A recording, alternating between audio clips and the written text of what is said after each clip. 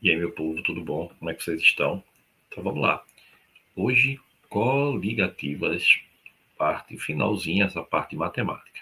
Guga diz: essa parte matemática cai na prova do SSA, da UPE de Pernambuco aí, né? Não, não cai, tá certo? Na UPE só cai a parte teórica. Mas pode cair no Enem. Então a gente não pode desprezar nada desse assunto. Tá bem claro? Então, por que a gente está vendo? Lembre-se, a parte de coligativas que nos interessa nesse momento é a parte para o PE, né, para quem vai fazer o SSA, é a parte teórica. Mas no Enem e em outras provas cai a parte matemática. Então a gente tem que saber dessa parte do assunto. Vamos lá então comigo, vamos começar. Eu estou olhando para a câmera e parece que eu estou olhando para o lado, que negócio estranho. Acho que é a câmera que está troncha, né? Mas vamos lá, vamos embora. Olha, retomando a aula passada. Pessoal, a adição de um soluto não volátil, ela dificulta o quê? Dificulta evaporar, né? Dificulta ferver e dificulta congelar. Lembre-se que evaporar é relacionado com a pressão de vapor.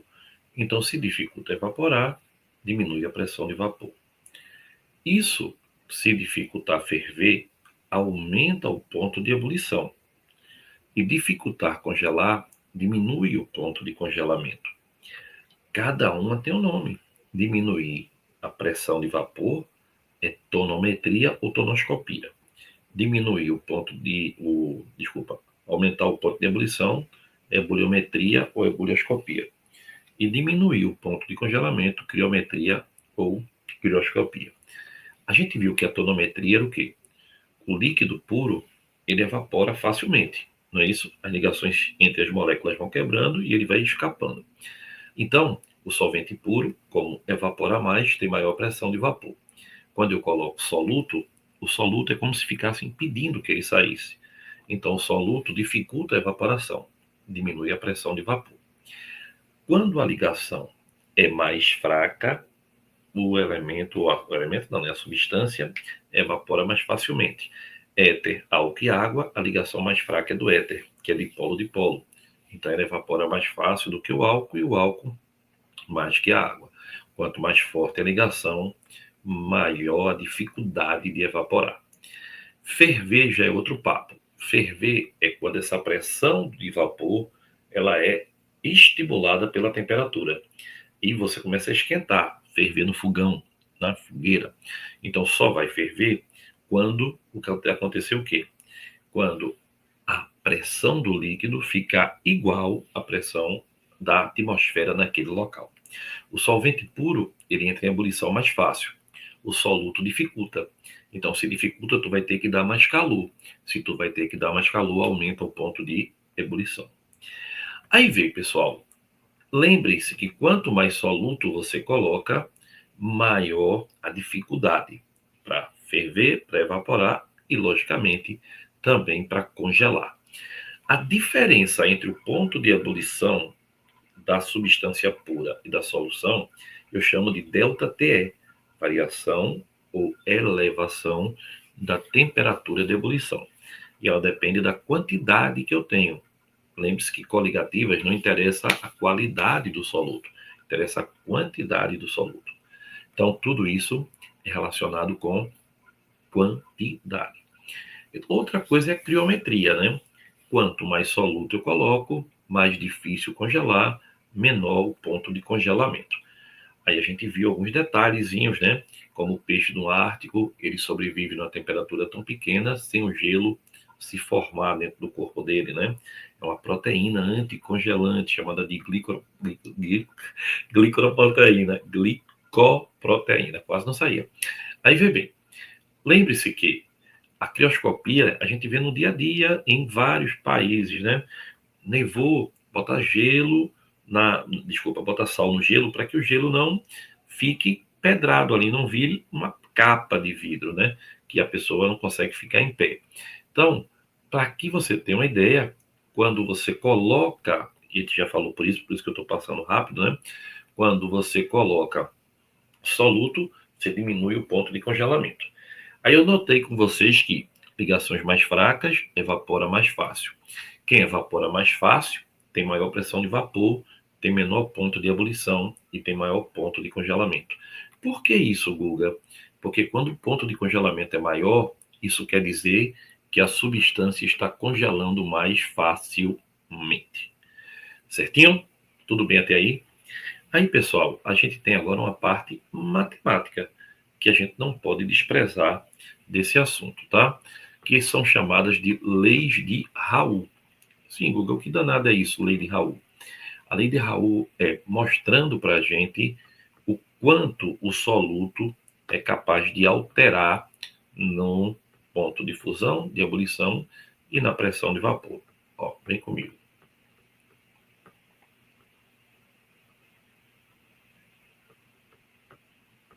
Ó, vê que bonitinho. O abaixamento da pressão máxima de vapor, tá? Ele é, ó, ΔP sobre P0, a gente chama de abaixamento da pressão máxima de vapor. Ele é proporcional, tá, à molaridade. Molaridade, que é W. E proporcional, a gente coloca então uma constante para igualar, né? Então fica o abaixamento da pressão máxima de vapor é igual a constante tonométrica vezes a molaridade, que é o número de mol para cada quilo. Então, não esquece não, ΔP sobre P0 é KT vezes a molaridade. Certinho? Né? Primeiro certinho, né? Então, vamos lá. Continuando nossa pegada aqui das questões. Peraí que eu mexi aqui no quadro, ele deu uma sumida aqui que foi considerável. Pronto. Aí vê. A segunda aqui, ó, o que é KT? Ele geralmente dá a constante, mas se ele não der, é o mol do solvente dividido por 1000, tá? A constante tonométrica molar é o mol do solvente dividido por 1000. Guga, então quer dizer que a diferença entre o que evapora do solvente puro e o que evapora da solução, a gente chama de abaixamento da pressão de vapor. Porque quando eu coloco soluto, abaixa a pressão de vapor. Então é o abaixamento da pressão de vapor. A ebulioscopia também é assim, ó.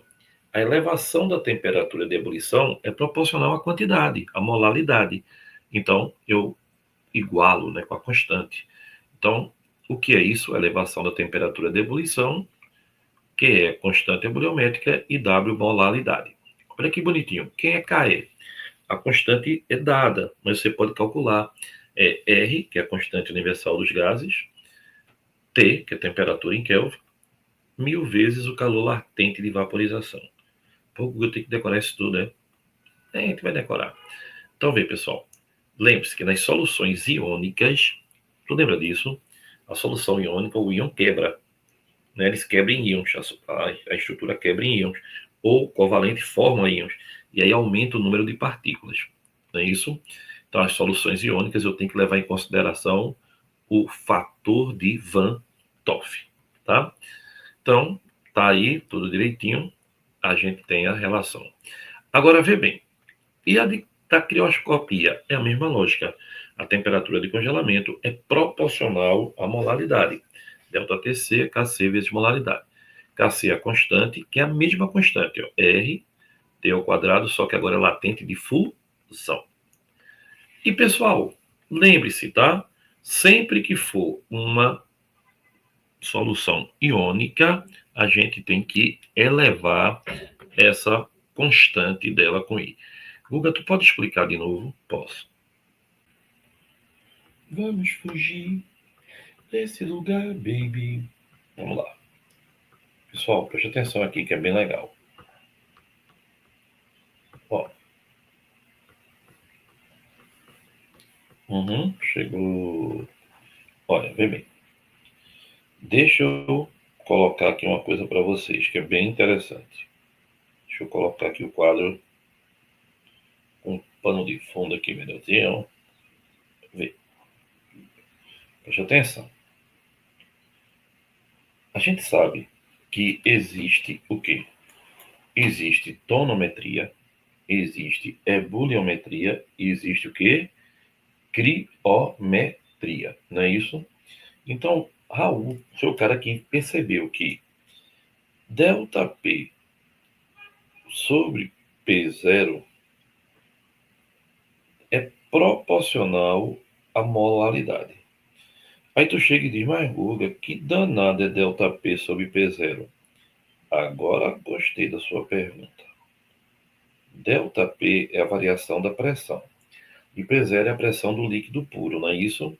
Então isso aqui é uma relação chamada abaixamento, o quê? Relativo da pressão de vapor, que é proporcional à molaridade.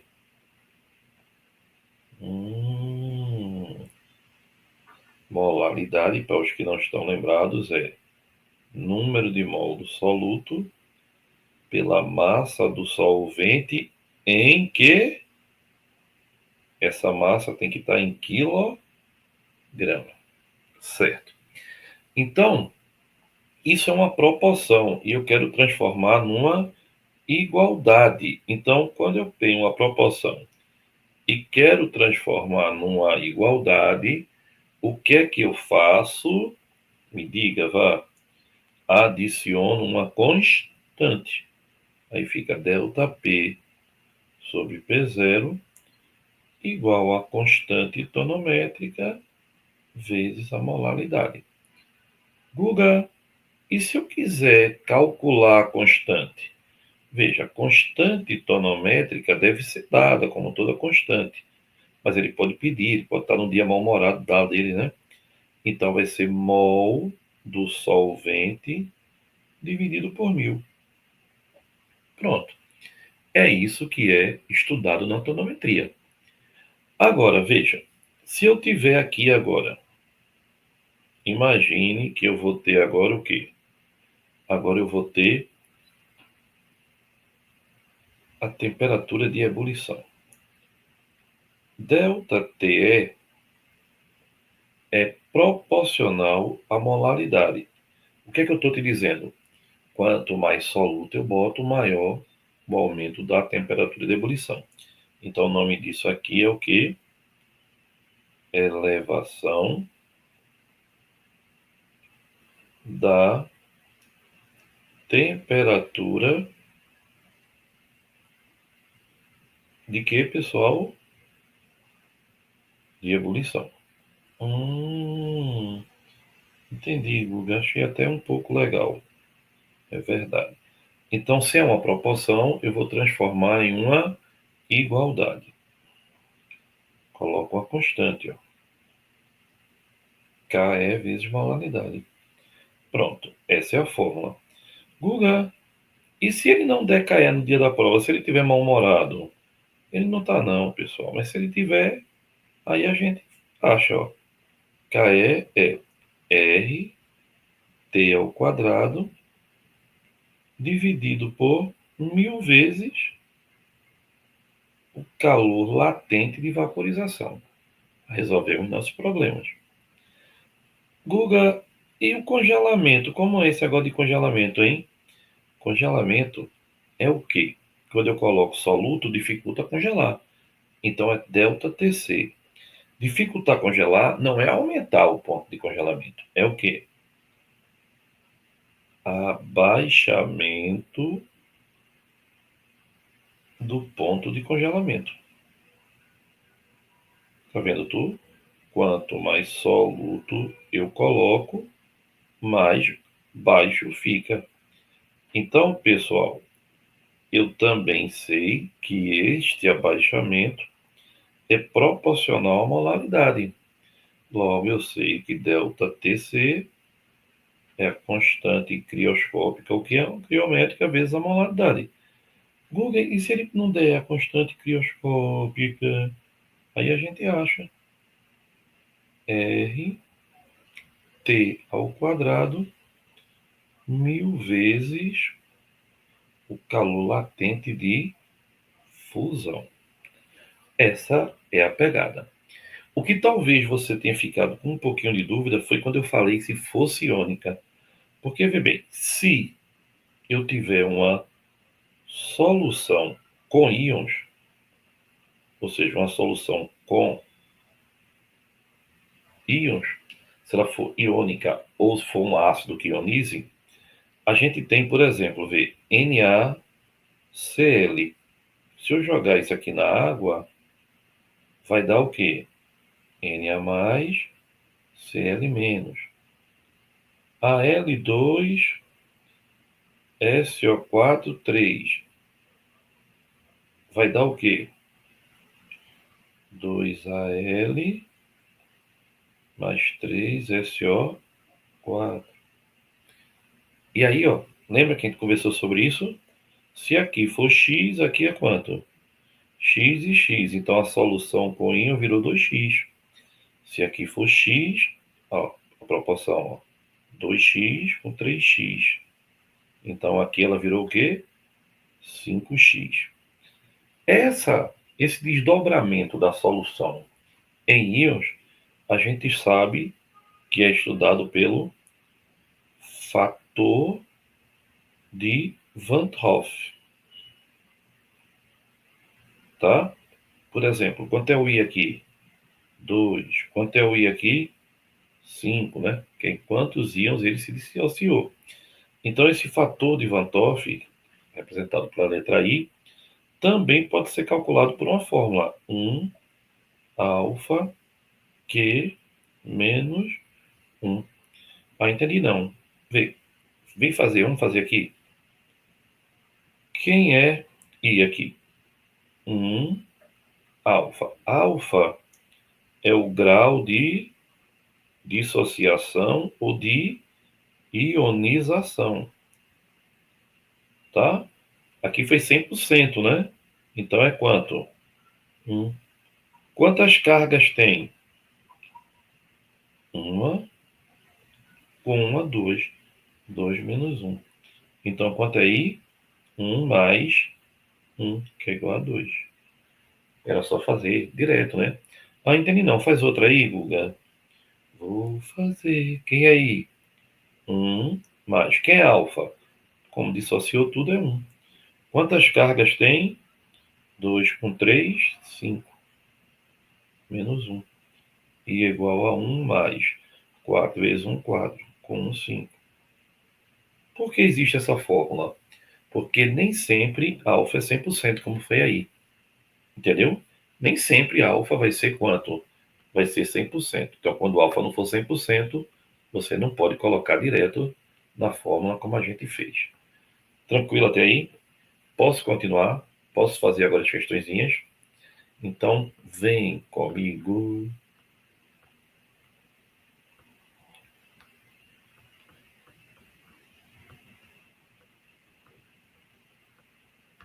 Ó, pessoal, questão de número 1.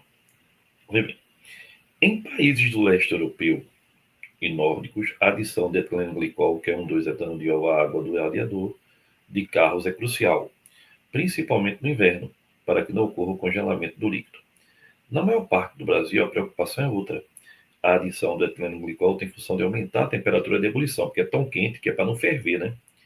Evitando a fervura e perda de líquido no arrefecimento dos motores. Utilizando a lei de Raoult, calcule qual a temperatura de ebulição de uma solução 5%. Vamos lá. Pessoal, 5%, isso é o título, tá? Título em massa. Isso quer dizer que tem 5 gramas do soluto, enquanto em 100 gramas de solução. Considerando uma cidade onde a temperatura de ebulição da água é 94 graus, ele dá KE, ó, 0,52, tá? E dá as massas molares para a gente calcular. Então, a primeira coisa que eu tenho que achar é que ΔT é igual ao quê? KE vezes molaridade. Guga, vai multiplicar por I? Não. Eu só multiplico por I se for uma solução com íon, que não é o caso. Então, quem é ΔT é? Ele deu KE, pessoal? Deu 0,52. E quem é a molalidade, Guga? Molalidade é número de mol do soluto pela massa do solvente em quilograma. Então, eu posso transformar isso na conhecida, vê, 1.000, certo? Vezes a massa do soluto dividido pela massa do solvente vezes o quê? A massa molar. Não entendi não. Entendeu não? É aqui, ó. Quem é molaridade? Número de mol, que é massa do soluto pela massa molar. Certo? Dividido por massa do solvente. Repete a primeira. Massa do soluto sobre mol vezes a massa do solvente. Se eu quiser colocar ela em grama, aí aqui eu multiplico por quanto? 1.000. Porque 1 quilo tem 1.000 gramas. Certinho? Então daí é que vem a fórmula. Então memoriza essa fórmula aí, tá? Aí vamos lá, agora vamos aplicar. Quem é a molalidade, Guga? 1.000 vezes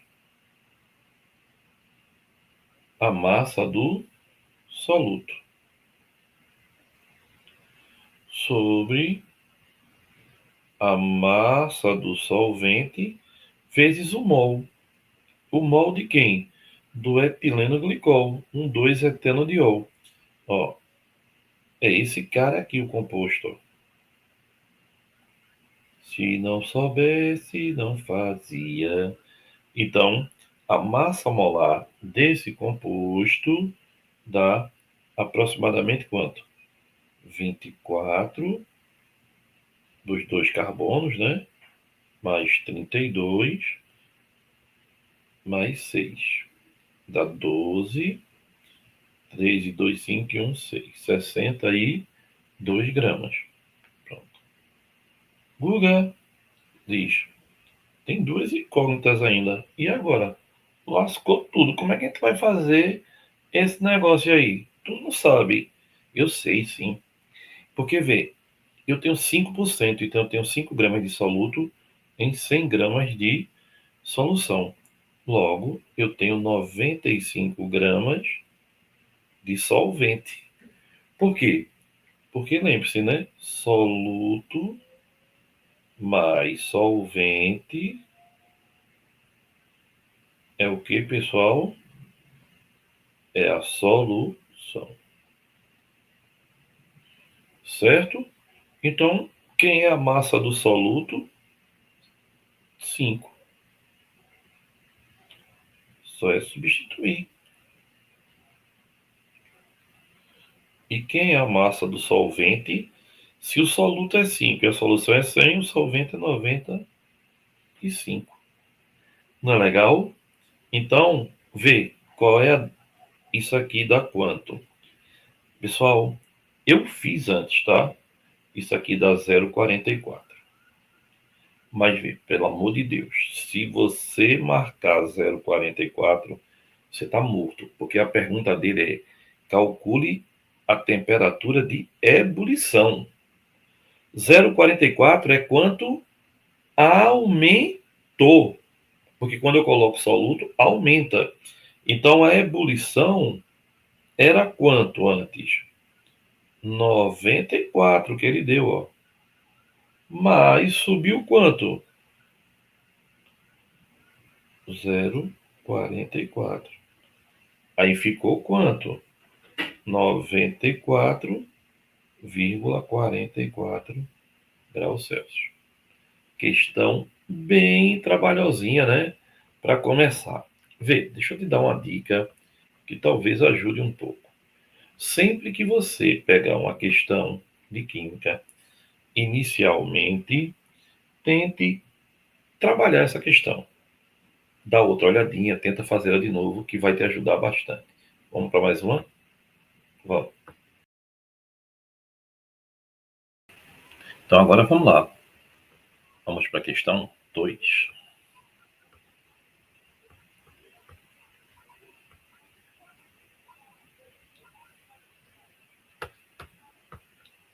Olha, ele diz assim: adicionar sal de cozinha ao gelo é uma prática comum quando se quer gelar bebidas dentro da geladeira.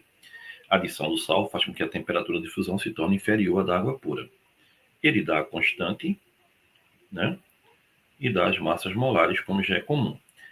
Ele diz a diferença na temperatura de fusão em graus Celsius na mistura e ao se dissolver 200 gramas de sal é, vê bem pessoal, sal NaCl é um composto iônico, não é metal com não metal. Então, quando eu jogar na água, vai dar Na mais, Cl menos. Então, vai dar íon. Se vai dar íon, a gente vai ter que levar em consideração o fator de Van 't, não é isso? Então, vamos ter que levar em consideração o fator de Van 't. Então, vamos lá. Primeiro, quem é o fator de Van 't aqui nele? NaCl em água deu o quê? Na mais, Cl menos. Então, 1, 1, 1. Como é 100%, ele não falou nada, né? Então, I é igual a 2, que é a quantidade de partículas que ele dissolveu. Tá certo? Agora, a massa do solvente é 1 kg. Eu tenho 1 kg de água. E ele vai me dar aqui uma condição agora para que a gente ache o quê? Veja, a variação da temperatura de congelamento é a constante crioscópica vezes a molaridade vezes I, porque isso é um composto iônico. Então, quem é ΔTc? ΔTc, eu quero saber variação da temperatura de congelamento. Quem é a constante crioscópica? Ele deu 1,86. Quem é a molaridade? Molaridade é o número de mol do soluto pela massa do solvente em quilograma. Então, eu tenho 200 gramas em 58,5, que é o que, pessoal? A massa do soluto. O que foi isso que tu fizesse? O número de mol, que é a massa sobre a massa molar. Quanto é a massa dele? 200 gramas. E por que 58,5? Porque NaCl, ó, 35,5 mais 23, 58,5 gramas por mol. E a massa do solvente é 1 quilo. 1 quilo, porque é em quilograma, né? Então, pessoal, fazendo isso, eu não posso esquecer de colocar quem? O fator de Van 2, aquele. Então, quem é ΔTc, pessoal? Fazendo essa pequena conta, você vai achar 12,71. Mas vê bem, olha, ele está lhe perguntando o que nessa questão? Ele está lhe perguntando o abaixamento. Então, abaixou de 12,71. Como ele quer aproximadamente, porque vai dar 12, 7, 1, tal, tal, a resposta é a letra E, 13. Então, você nota, né, que é bem mais tranquilo do que o que a gente imagina geralmente para resolver esse tipo de questão. Não é legal? Então, já que estamos aqui, vamos resolver então a outra questão. Vamos comigo? Vem-se embora, menino. Vem-se embora, menino.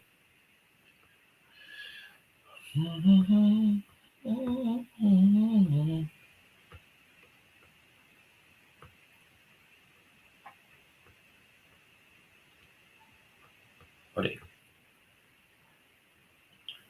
Vamos para a terceira. A terceira é bem mais cabulosazinha, viu?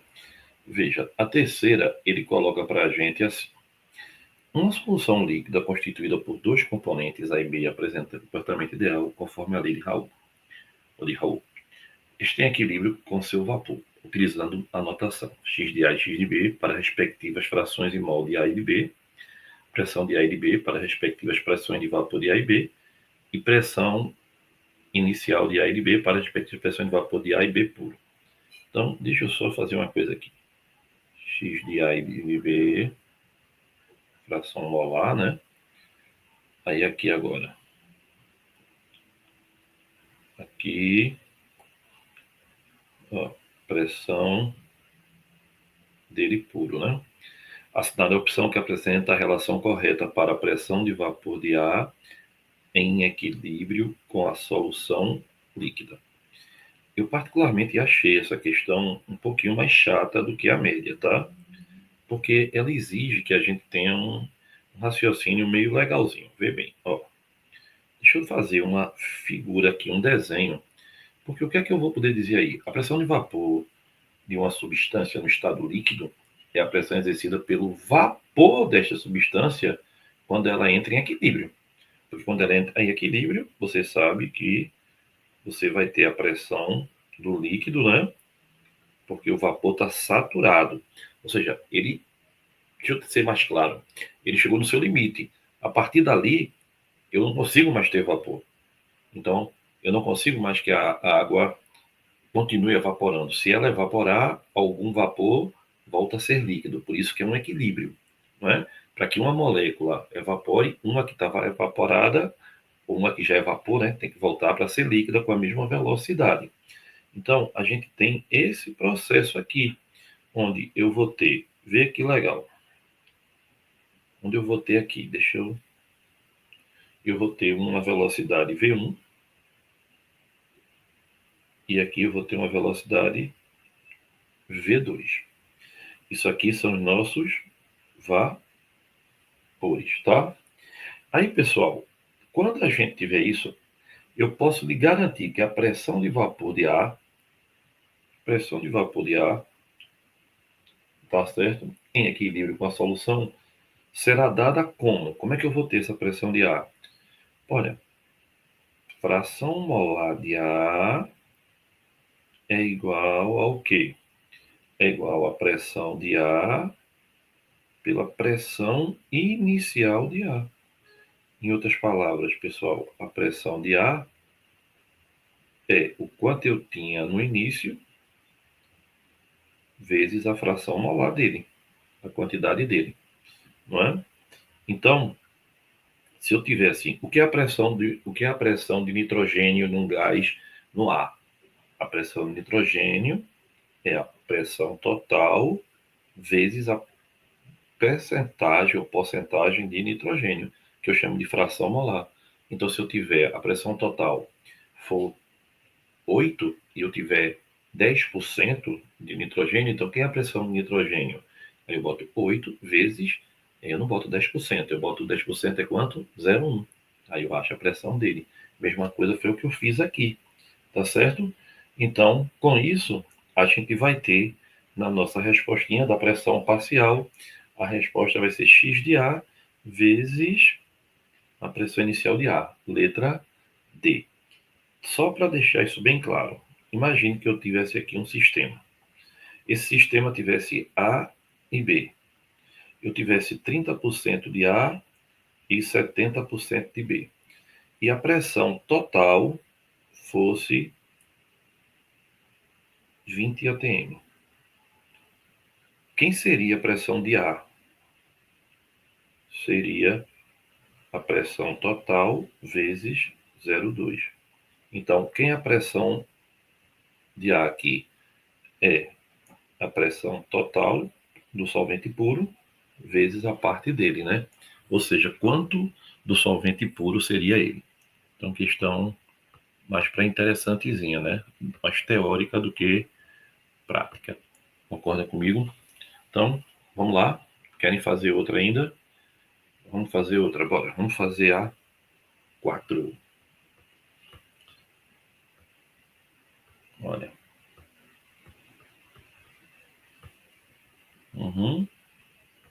Ó, a 4 ele diz assim: uma receita rápida, prática e que parece mágica para o preparo de um sorvete de morango recomenda o seguinte procedimento: despeje o leite, o açúcar e a essência de morango num saco plástico de meio litro e certifique de que ele fique bem fechado. Coloque 16 cubos de gelo e 6 colheres de sopa de sal, porque o sal vai fazer o ponto de congelamento baixar, né? Então o sorvete é feito mais rápido, porque vai estar com menor ponto de congelamento, vai estar mais frio. Aí, ó, o que parece mágico, ou seja, o congelamento do sorvete é uma temperatura de -20, mais baixa do que zero, porque você colocou soluto. Pela solução aquosa de NaCl, é explicado pela propriedade coligativa de diminuição da temperatura do início da solidificação. Outro soluto pode ser produzido com a mesma diminuição. Veja, se eu colocar KCl, ele vai dar o quê? K mais Cl menos. Se eu colocar CaCl2, ele vai dar o quê? Ca mais 2 mais 2Cl. Aqui não, esses dois aqui não ionizam. Só quem ioniza dos covalentes são os ácidos, que começam por H. Então, como ele quer ter o mesmo, NaCl vai dar o quê? Vai dar Na mais Cl menos. Então, quem é que tem o mesmo comportamento dele? Esse aqui, ó. Que também dá 2, né? Ó, não é porque tem Cl não, viu? É porque aqui, ó, 1 tá para 1 que tá para 1, que dá 2 mols do íon. Aqui também, ó, 1, que dá 2 mols. CaCl2 dá 1 e 2, dá 3. Aí lembre-se, CaCl2 ainda seria melhor, o ponto de congelamento ainda seria menor ainda, porque como eu tenho mais partículas, o ponto de congelamento dele ó, ia lá, ó, lá para baixo. Bora fazer mais? Vem comigo.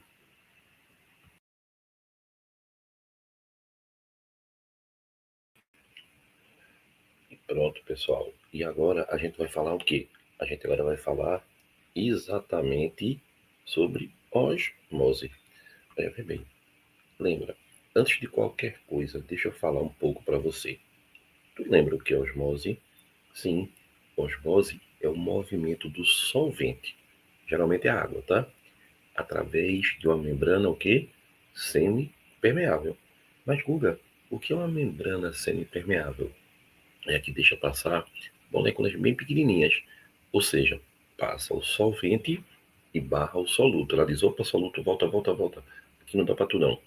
Então, qual é o objetivo disso? Equilibrar, pessoal, as concentrações de soluto nos dois meios. O fluxo vai sempre, sempre de onde tem menos, onde é menos concentrada, ou seja, da solução hipotônica, para a solução mais concentrada, hipertônica. Notou? Ela busca o quê? Ela busca o equilíbrio, né? Ela busca uniformizar os meios. O fundamento químico para uma osmose, tá? Ele primeiro é um processo totalmente espontâneo. E eu já disse que ele tende o quê? A minimizar a diferença de concentração. Ele busca um chamado equilíbrio termodinâmico. Então, pessoal, está diretamente relacionado ao quê? Quando eu tenho osmose, no momento do equilíbrio, a gente vai ter uma tal de pressão osmótica. Então, vê bem, primeiro, qual é a relação que a gente tem de propriedade coligativa?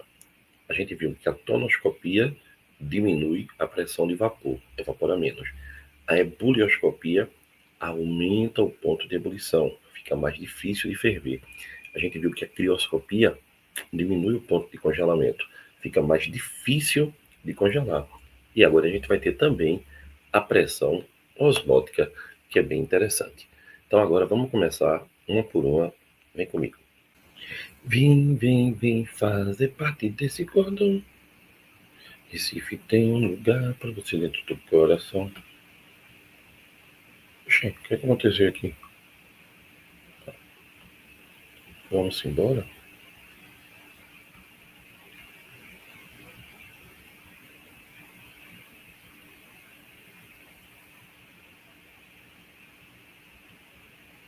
Vamos lá. Vê bem, pessoal. Então, o que danado é a osmose? O que é que a gente aprendeu agora? A gente aprendeu que é a passagem do solvente de um meio menos concentrado, hipotônico, para um meio mais concentrado, que é o hipertônico. Ela tenta igualar as concentrações. Quando iguala, aí você vai ter agora um meio que a gente vai chamar de meios isotônicos. E isso tudo por uma membrana semipermeável, que, como eu falei, permite passar o solvente, mas jamais passar o soluto. Aí olha que legal. E o que é a pressão osmótica? Pessoal, se não tivesse algo que impedisse essa passagem do solvente, ele ia passar eternamente, não é isso? Então a pressão, ela é uma pressão que deve ser aplicada sobre a membrana semipermeável para evitar que esse solvente passe todo. Então ela é uma força contrária à osmose. Olha, anota isso aí, tá? Ela é uma força contrária à osmose. A osmose é a passagem espontânea do solvente pela membrana, indo de onde? Do menos para o mais concentrado. Já a pressão osmótica, ela é contrária à osmose, para poder fazer com que ocorra o quê? O equilíbrio que a gente tanto fala. Então, vai passando o solvente até o momento que as concentrações vão se tornando isotônicas, aí nesse momento você tem o quê? Você tem a aplicação da pressão de modo tal que se entre num equilíbrio. Então, a pressão osmótica, ela pode ser calculada como P igual a mRT. Exatamente, mRT. Olha aqui, ó. Aqui é porque cortou um pedaço. Agora, Google, melhorou, né? Então, onde P ou Pi é a pressão, o R é a constante universal, né? M é a molaridade e T é a temperatura em Kelvin, certo? Legal, né? Então isso é como a gente pode calcular a pressão osmótica.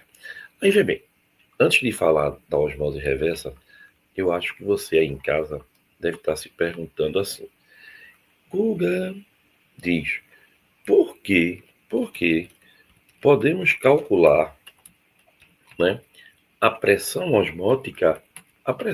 osmótica com o quê? Com a mesma, com a mesma equação de quem? Com a mesma equação dos gases. Por que a gente pode fazer isso? Porque a gente pode calcular a pressão osmótica por PMRT. Pessoal, é porque as partículas dissolvidas em uma solução, elas se comportam estatisticamente como as moléculas de um gás ideal. Ou seja, vê se não é tudo igual. As moléculas estão ali, né, no gás ideal, exatamente como as partículas em solução. Movimento constante, não para. Elas colidem com as paredes, gerando uma pressão. E a pressão gerada é proporcional ao número de partículas, é proporcional à temperatura. Então, o que é que acontece? Isso é extremamente igual ao movimento de um gás, já que a solução é muito diluída. Então, o tamanho da partícula é desprezível. Ou seja, tudo que eu estou falando aqui parece que eu estou falando de um gás. Então, no mundo, entre aspas, microscópico, o comportamento estatístico da partícula em solução, ela segue a mesma lei termodinâmica de um gás. Olha que coisa legal. Então, quando você separa duas soluções, tá, com diferentes concentrações, e ela está ali no meio, uma membrana semipermeável, separando as duas, né? As partículas do lado concentrado atrapalham o fluxo do solvente. Exatamente. Lembra que quando você bota soluto, a partícula do soluto evita ou dificulta a evaporação? Então a mesma coisa vai acontecer aqui. Por isso que é uma propriedade coligativa. Então isso cria uma tendência natural de um fluxo, que a gente chama de osmose, que só pode ser impedida aplicando-se o quê? Uma pressão externa equivalente, igual, para evitar que esse fluxo não para. Vê bem, a osmose, vê se essa sacada é legal para tu. A osmose é como um gás tentando expandir. Mas do outro lado, ó, pessoal, isso é uma sacada. É para você. Não estou dizendo que é isso, não, tá? É para a gente tentar visualizar. É como um gás tentando expandir. Mas do outro lado está a membrana. A pressão osmótica é o empurrão invisível que o solvente sente para se mover em direção ao desequilíbrio da concentração, como o gás sente para ocupar todo o volume disponível. Não é legal? Então, a gente precisa ter essas sacadinhas e lembrar exatamente como é que funciona um processo de osmose. Então, primeira coisa que a gente vai ver osmose no dia a dia. Se você colocar uma batata na água com sal, ela vai o quê? Murchar, ela vai perder a água. Isso acontece porque, pessoal, a água tende sempre a sair do meio menos para o meio mais. Então, vê que legal. Vem comigo aqui para a gente se deliciar com isso aqui. Vê. Quando você imagina a osmose, você diz assim, certo, Guga, mas me dá algumas coisas práticas de osmose? Bom, vamos começar por essa daí que é muito prática. Já ouviu falar de osmose reversa? Uhum. Ó, osmose reversa é o quê? Normalmente, quando a gente fala de osmose, você já sabe, o solvente sai do meio, o quê? Menos concentrado para o mais concentrado, frio. E osmose reversa, eu quero inverter isso. Eu quero que o solvente saia do meio mais concentrado para o meio menos concentrado, o que não é o natural. Não é o natural. Então, pessoal, a gente vai ter agora um processo que eu tenho que gastar energia. Uhum. Imagina, água do mar. A água do mar é cheia de sais, né? Então ela é muito concentrada. Se eu quiser fazer com que a água do mar, eu botasse no recipiente água do mar e água potável, botasse uma membrana no meio e quisesse que a água saísse do lado da água do mar, que é mais concentrada, para o lado menos concentrado, isso não ia acontecer, né?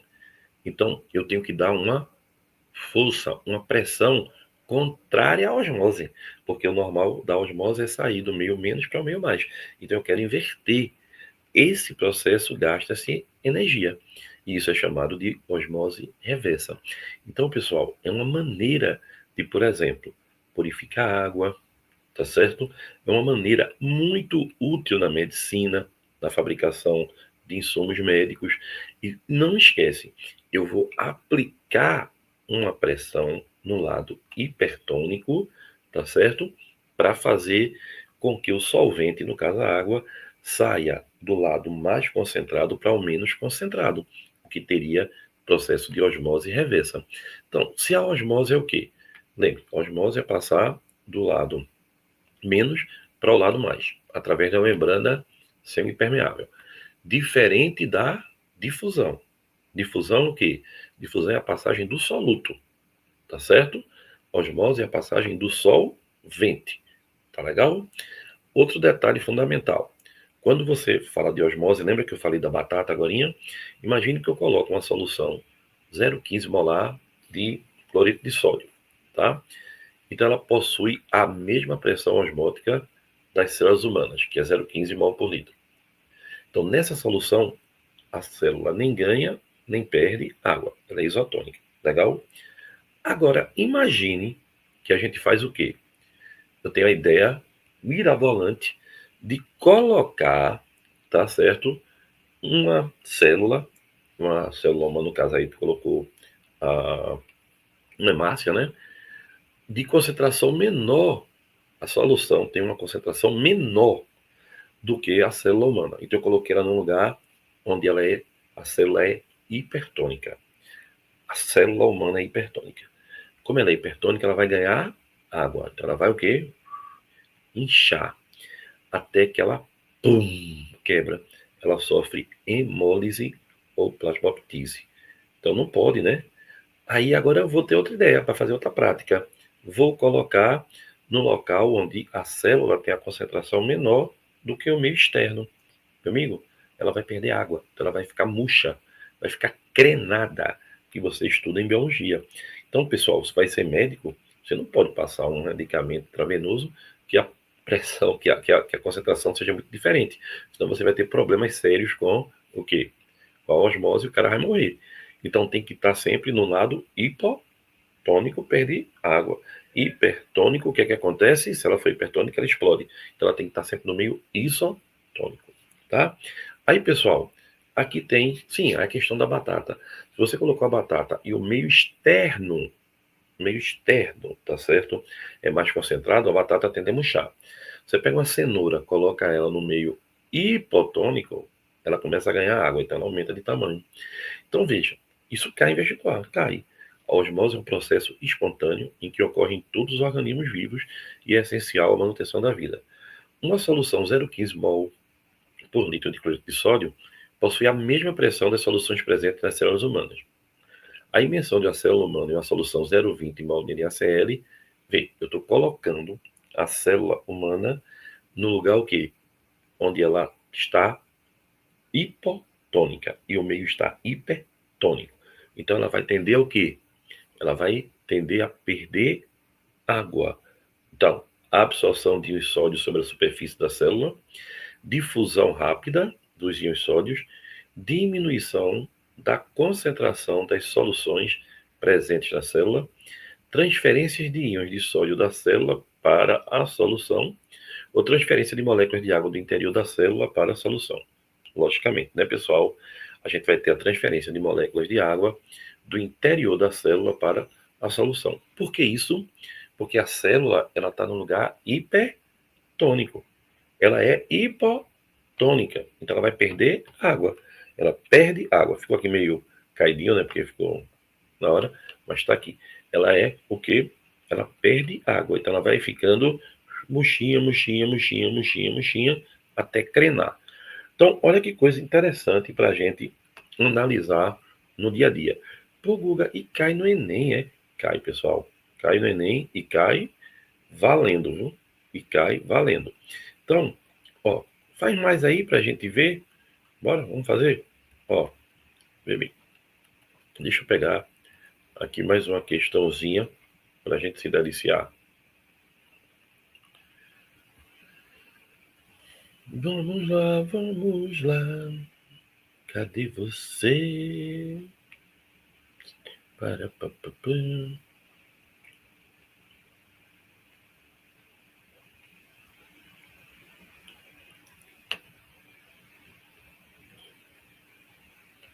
Vê. A gente também pode usar osmose, né, para conservar alimentos. Bacalhau, a nossa carne de charque. O que é carne de charque? O que é, por exemplo, carne de sol? Você não tinha como guardar a carne ali apodrecer, né? Então salgava a carne, colocava ao sol. Pessoal, quando você salga, o meio externo fica mais concentrado. Então a água tende a sair de onde? Do meio menos concentrado para o meio mais concentrado. Aí a carne fica seca, com menos água, por isso se chama de carne seca, né? Com menos água, ela vai ter uma menor proliferação de micro-organismos. Então, se você pega uma salada, bota lá, por exemplo, você vê isso muito com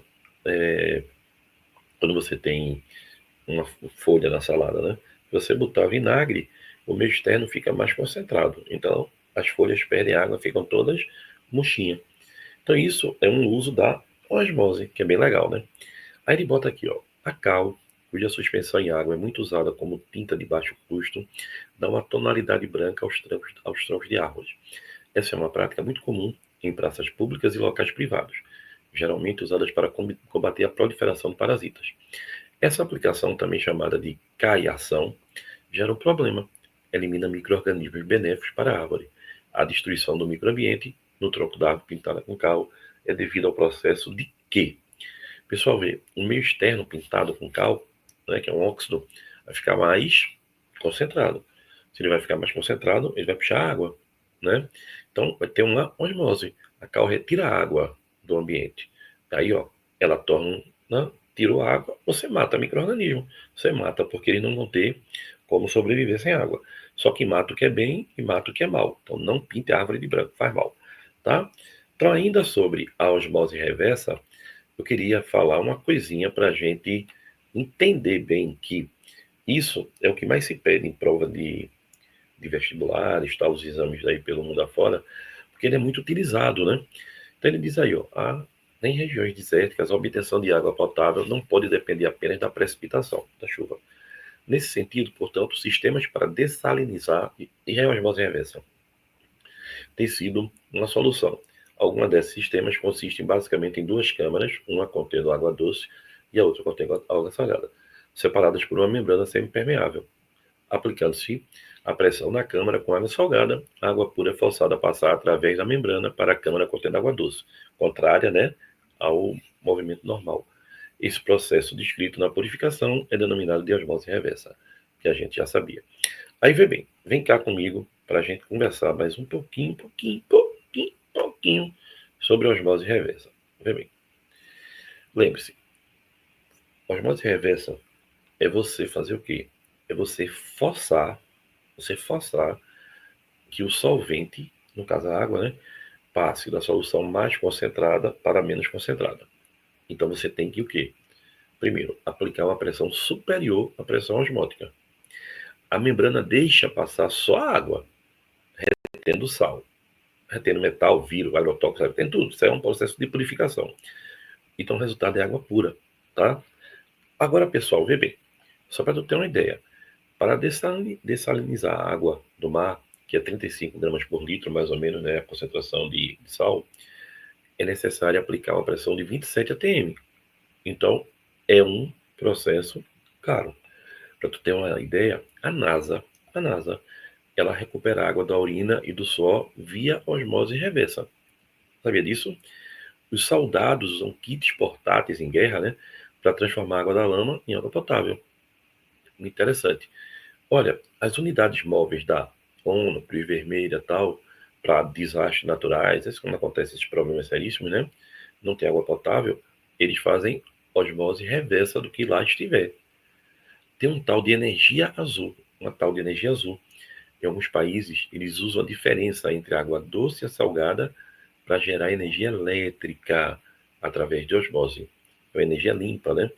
Então tem vantagem demais, tem. É purificada demais, pode salvar regiões sem água, não usa reagente químico, que a membrana faz tudo, né?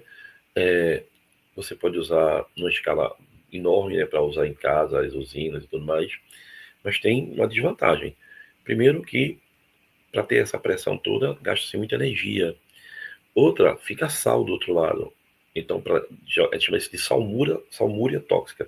Para jogar essa salmúria, tem que ter uma certa tecnologia, não pode chegar e jogar no meio da rua, né? Sal é. Jogar sal na terra, acabou a terra, né? E outra, remove minerais bons para a água. A água fica desmineralizada. A água mineral, se você pegar, ela tem vários minerais. Por isso que o nome é água mineral. Então depois ele tem que colocar alguns minerais. Então veja, só para tu ter uma ideia, o primeiro purificador portátil de osmose reversa foi para a guerra do Vietnã. Já pensasse? E outra coisa, uma pergunta bem intrigante.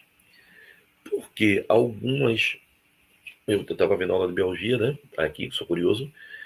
Algumas algas não morrem na água, algas, né? Algumas algas não morrem na água salgada. Por quê?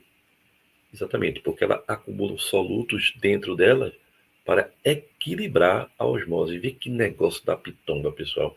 Natureza tem umas coisas que é muito interessante, né? Então lembre-se, tá bom? Sim, Guga, e como é que funciona exatamente o mecanismo da osmose reversa para a gente entender na hora da prova como é que ele pergunta exatamente sobre a osmose reversa?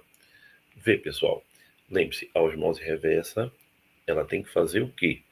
Ela tem que fazer com que o líquido, o solvente, saia de uma região mais concentrada para uma menos concentrada.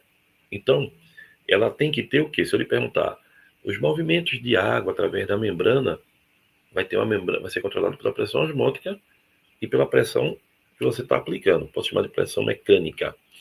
Então, para que ocorra o processo, você tem que ter o quê? Você tem que aplicar uma pressão que ela faça com que o solvente passe contrário a todas as suas vontades. Não deixa de ser legal, concorda? Então, pessoal, espero que você tenha gostado desse processo de hoje, tá? E que a gente vamos meter bronca aí para frente, que tem muita coisa ainda para a gente estudar. Certo? Tudo tranquilo? Então, um beijo e até a próxima. Tchau, pessoal.